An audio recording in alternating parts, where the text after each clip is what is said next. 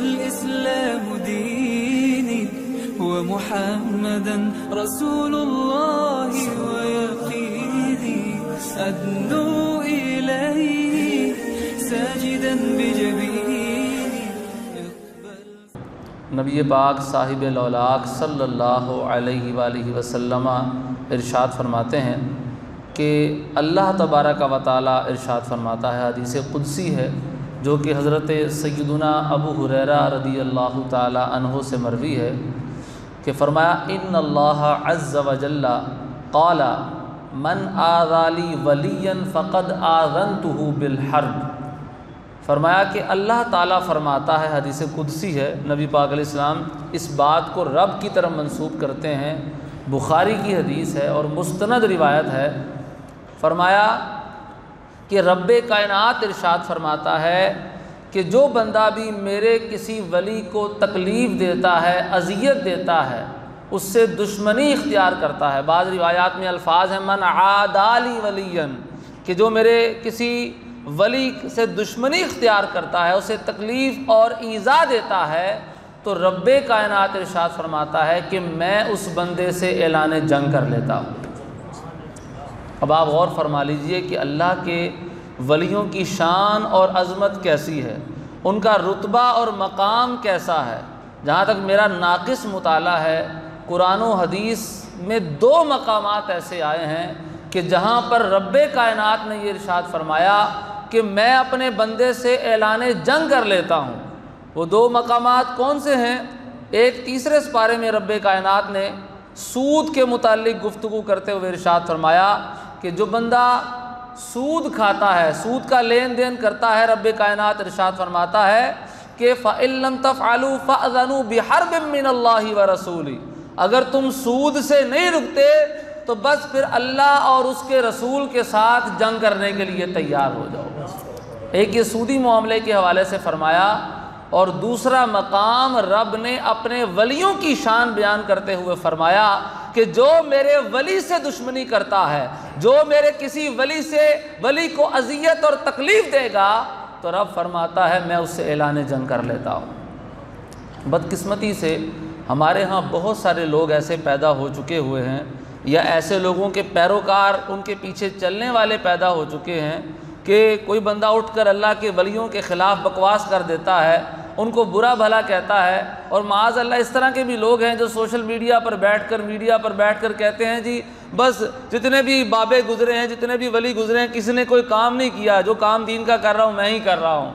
ये बदकिस्मत लोग के जो अल्लाह के वलियों पर वन शॉट एतराज़ कर देते हैं और बिल्कुल उनको रद्द कर देते हैं और उनके बारे में तौहीन आमेज़ कलिमात कहते हैं और तरह तरह के एतराज़ात औलिया अल्लाह के वलियों पर और कन्फर्म वलीउल्लाह जो गुज़रे हैं, जिनका तज़किरा हमें मिलता है, लोग जिनको वलीउल्लाह जानते हैं, मानते हैं, औलिया सूफिया जिनको अल्लाह का वली समझते आए हैं, उन अल्लाह के वलियों पर एतराज़ात करते हैं, उनके लिए अज़ियत वाला मामला रखते हैं, उनके साथ दुश्मनियाँ पैदा करते हैं और उसका इजहार करते हैं।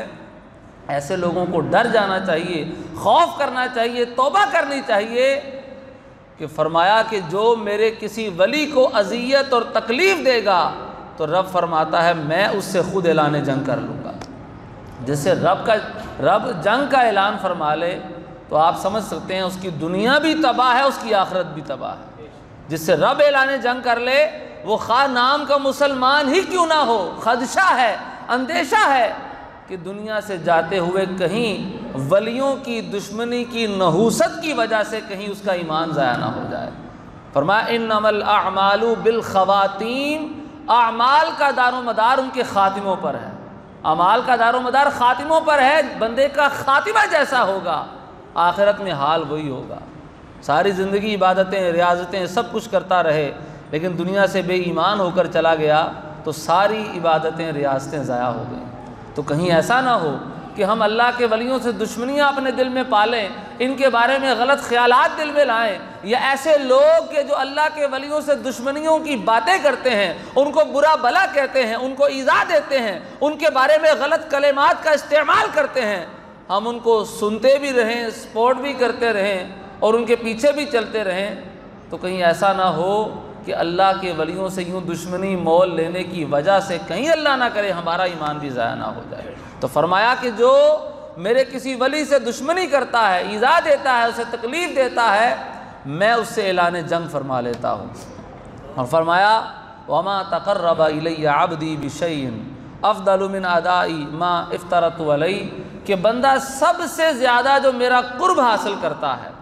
शुरू में तो वलियों की शान बयान की ना, और यही शान बहुत है कि रब क्या फरमा रहा है कि मतलब जो उससे लड़ेगा, उससे तकलीफ़ देगा, वो ये ना समझ ले कि वो मेरे बंदे से तकलीफ़, मेरे बंदे को ईज़ा दे रहा है, मेरे उस वली को ईज़ा दे रहा है, वो ये समझ ले कि वो मुझे ईज़ा दे रहा है, वो मुझे अज़ियत पहुंचा रहा है। और जो रब को अज़ियत पहुंचाएगा या कोशिश करेगा, रब तो अज़ियत पहुंचने से पाक है, लेकिन उसका अंजाम क्या होगा वो आप सब समझ सकते हैं। तो पहले शान बयान की कि वली होता कौन है, उसकी शान क्या है। कुरान पाक में भी बयान फरमाया ना, अला इन्ना औलिया अल्लाहि ला खौफुन अलैहिम वला हुम यहज़नून। ख़ास तौर पर एक आयत स्पेशल वलियों की शान में रब ने नाज़िल फरमाई कि ख़बरदार सुन लो कि अल्लाह के वलियों पर ना कोई खौफ है, ना वो गमगीन होते हैं। अल्लज़ीना आमनू व कानू यत्तकून, वो वली होते कौन है, वो ईमान वाले होते हैं। हमारे यहाँ कई जो वली बने फिरते हैं, उनमें से बेचारे तो कई ईमान वाले नहीं होते, नमाज का इनकार कर रहे होते हैं, रोज़े का इनकार कर रहे होते हैं, अल्लाह तबारक व तआला के अहकामात का इनकार कर रहे होते हैं, और अपने आप को वली भी कह रहे होते हैं। ये वली नहीं होते। वली कौन होते हैं? अल्लज़ीना आमनू व कानू यत्तकून। फरमाया जो ईमान लाते हैं और तकवा और परहेज़गारी इख्तियार करते हैं। लहुमुल बुशरा फिल हयातिद दुनिया व फिल आखिरा, उन्हीं लोगों के लिए दुनिया में भी खुशखबरियाँ ही खुशखबरियाँ हैं और आखिरत में भी रब की रहमतें ही रहमतें हैं। तो ये कुरान पाक में फरमाया। और हदीस में क्या फरमाया जो मैं अर्ज़ कर रहा था कि वली होता कौन है, वली बनता कैसे है। वैसे तो रब की इनायत और रहमत से ही रब अपनी विलायत किसी को अता फरमाता है, लेकिन वलियों की एक ख़ास शान भी क्या बयान फरमाई। फरमाया वमा तक़र्रबा इलैया अब्दी मिन शैइन बिशैइन अफ़दलु मिन अदाई मा इफ्तरतु अलैहि, कि बंदा सबसे ज़्यादा जो मेरा क़ुर्ब हासिल करता है वो उन चीज़ों के ज़रिए से करता है जो मैंने बंदे पर फ़र्ज़ की हैं और लाजिम की हैं। नमाज़ पढ़ता है, रोज़ा रखता है, और ज़कात अगर लाजिम हो तो वो अदा करता है। जो फ़राइज़ और वाजिबात दीन में मौजूद हैं उनको अदा करता है। ये वली का पहला स्टेप है। जो फ़राइज़ और वाजिबात से दूर है, नमाज का टाइम हो उसे नमाज की परवाह नहीं, नमाज वो नहीं पढ़ता, कहता है हमारी मक्के मदीने में नमाज़ें होती हैं, तो ऐसा बंदा कभी भी वली नहीं हो सकता। वलीउल्लाह कभी नमाज छोड़ नहीं सकता। अच्छा, वलियों की एक किस्म होती है मजजूब।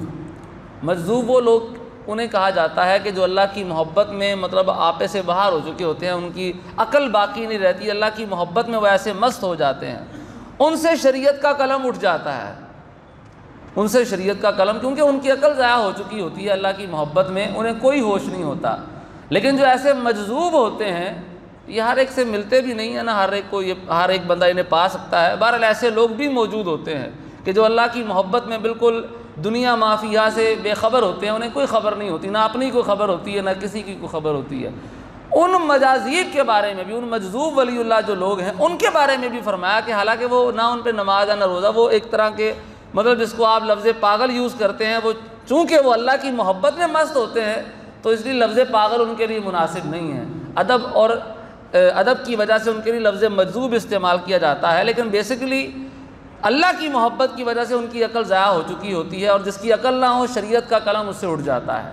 उन वलियों के बारे में भी उलमा ये फरमाते हैं कि कभी ऐसा वली किसी को मिल जाए तो उसकी अलामत ये है कि अगर आप उसे कहेंगे ना नमाज पढ़ो, तो कभी वो ये नहीं कहेगा कि मैंने नमाज नहीं पढ़नी। ये उस वली की भी अलामत है जिस पर से शरीयत का कलम उठ चुका है। तो आजकल के पता नहीं तरह तरह के कैसे वली अपने आप को कहते हैं, कहलवाते हैं, और जब नमाज का वक़्त होता है तो नमाज से पीछे हटते हैं और हटाते भी हैं।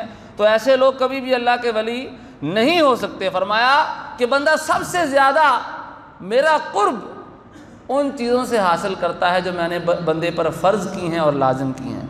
फरमाया वमा यज़ालु अब्दी यतक़र्रबु इलैया बिन नवाफिल हत्ता उहिब्बहु। फरमाया उसके बाद बंदा नवाफिल के ज़रिए से नेक कामों के ज़रिए से, नफली कामों के ज़रिए से, नवाफिल पढ़ने के ज़रिए से मेरा कुर्ब हासिल करता रहता है, मेरी तलब करता रहता है, हत्ता कि वो नवाफिल पढ़ पढ़ के मेरा इतना कुर्ब हासिल कर लेता है, हत्ता उहिब्बहू, कि उस बंदे से मैं रब मोहब्बत करने लग जाता हूँ।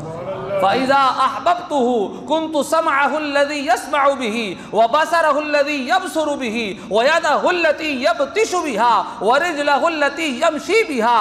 फरमाया कि जब इस बंदे से मैं मोहब्बत कर लेता हूँ, उसे अपना महबूब बना लेता हूँ, उसे अपना वली बना लेता हूँ, तो फिर मैं उसके कान बन जाता हूँ जिन कानों से वो सुना करता है, मैं उसकी आंखें बन जाता हूँ जिन आंखों से वो देखता है, मैं उसके हाथ बन जाता हूँ जिन हाथों से वो पकड़ता है, मैं उसके पाँव बन जाता हूँ जिन पाँव से वो चलता है। क्या मतलब, जिस बंदे को रब अपना खास वली बना लेता है, अपनी कुव्वतों का, अपनी ताकतों का मजहर उसे बना देता है। और जब फिर हज़रत सुलेमान अलैहिस्सलातु वस्सलाम रब के उस एक वली को कहते हैं कि मलका बिल्कीस का तख्त कौन लेकर आएगा, तो वो बंदा कहता है क़ाल अल्लज़ी इंदहु इल्मुम मिनल किताबी अना आती कबिही क़ब्ल अन यरतद्दा इलैका तरफ़ुक। हज़रत सुलेमान अलैहिस्सलाम का वज़ीर आसिफ बिन बरखिया रज़ियल्लाहु ताला अन्हु, जो कि अल्लाह के एक वली थे, मीलों दूर मलका बिल्कीस का तख्त, वो कहते हैं कि आपकी पलक झपकने नहीं पाएगी कि वो मैं तख्त आपकी बारगाह में लाकर रख दूंगा।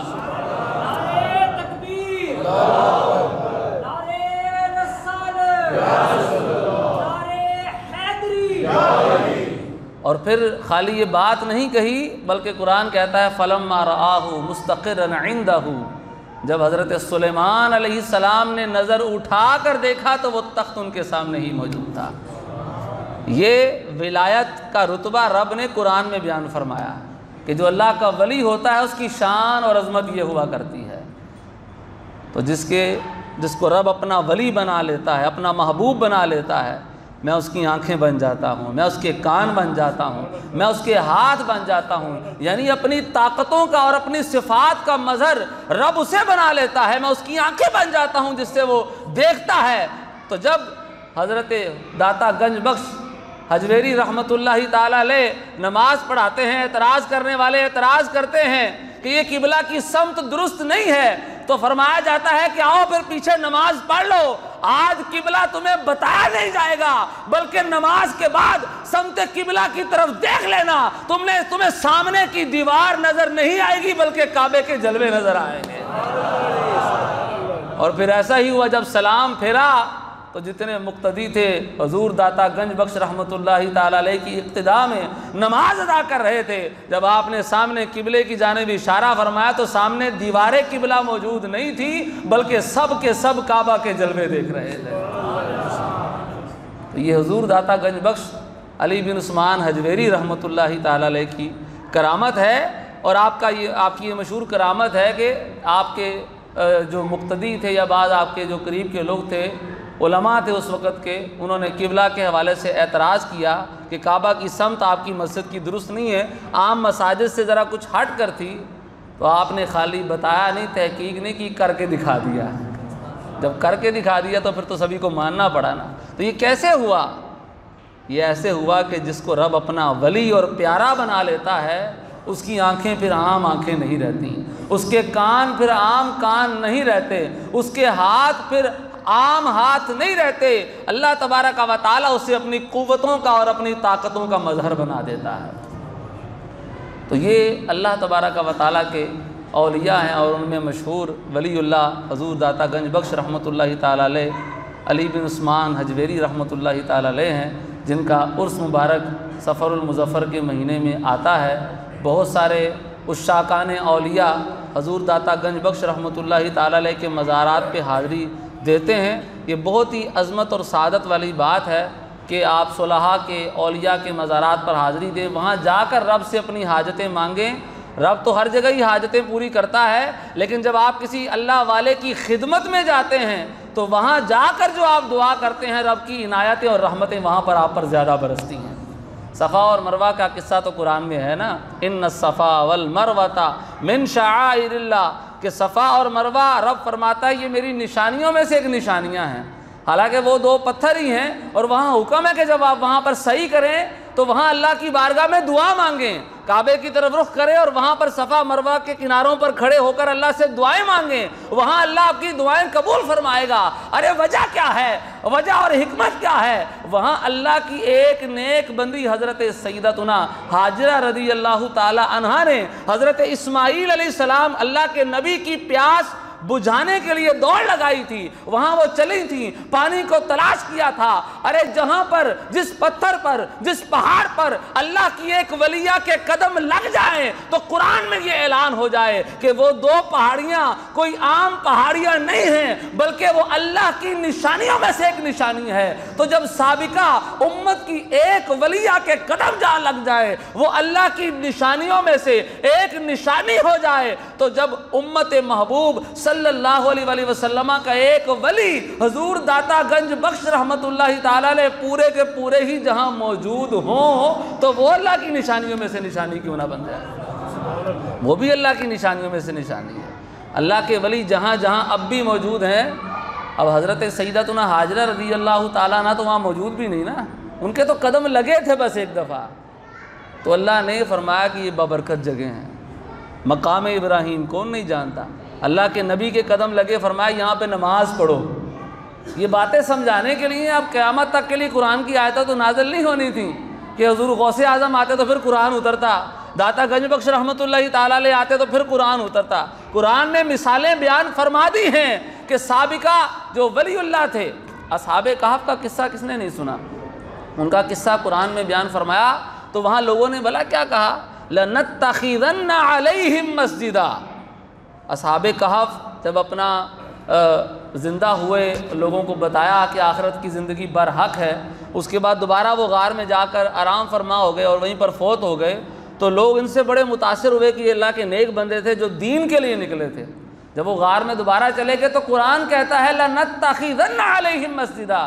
उन्होंने ये ऐलान किया, आपस में प्लान किया कि हम ज़रूर बिज़रूर इनके गार के ऊपर एक मस्जिद बनाएंगे। मस्जिद और जगह नहीं बनती, अल्लाह की इबादत और जगह नहीं होती। कई लोगों को ये भी एतराज़ होता है जी जो मज़ारात औलिया हैं वहाँ पे कुर्ब में मस्जिद क्यों बनाई है जी, ये तो शिरक है जी, फलाना है ढमकाना है। और शिरक होता तो कुरान ही से शिरक कह देता। कुरान ने साबिका लोगों का ये तर्ज बयान किया कि अल्लाह के वली जहाँ होते हैं वहाँ मस्जिदें बनाओ, रब अब तुम्हारी इबादतें अपनी बारगाह में ज़्यादा कबूल फरमाएगा, तुम्हारी इबादतों का बदला तुम्हें ज़्यादा अच्छा अता फरमाएगा, तुम्हें अपना खुसूसी कुर्ब अता फरमाएगा। तो इबादतें रियाजतें और जगह भी हैं, लेकिन जब आप नेक बंदों के कुर्ब में जाकर अल्लाह की इबादत करते हैं, अल्लाह से दुआ करते हैं, वहाँ कुरान पढ़ते हैं, तो वहाँ पर अल्लाह की रहमतें बहुत ज़्यादा नाज़िल होती हैं। इमाम शाफ़ई रहमतुल्लाहि ताला अलैह, 4 इमामों में से बड़े इमाम, 4 इमामों में से एक इमाम गुज़रे हैं, जलीलुल क़द्र इमाम। इनके बहुत सारे मुक़ल्लिदीन आज भी दुनिया में पाए जाते हैं। इमाम शाफ़ई रहमतुल्लाहि ताला अलैह ये फरमाया करते थे, मुझे जब कोई मुश्किल पेश आती है ना तो मैं इमाम आज़म अबू हनीफ़ा रहमतुल्लाहि ताला अलैह के मज़ार पे हाज़िरी देता हूँ, मैं उनके मज़ार पे हाज़िरी देता हूँ, अल्लाह ताला मेरी मुश्किल हल फरमा देता है। और हुज़ूर दाता गंज बख्श रहमतुल्लाहि ताला अलैह 500 सन हिजरी इससे पहले के बुज़ुर्ग हैं। तो इन्होंने अपनी किताब कश्फुल महजूम में लिखा कि मैंने हज़रत सैयदना बिलाल हबशी रज़ी अल्लाह ताला अन्हु के मज़ार पे हाज़िरी दी।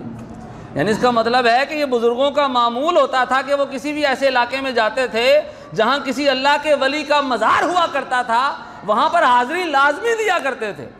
तो बिलाल हबशी रज़ी अल्लाह ताला अन्हु के मज़ार पे हाज़िरी दी, कहा वहाँ मेरी आँख लग गई। आँख क्या लगी, सोई हुई किस्मत अंगड़ाई लेकर जाग उठी।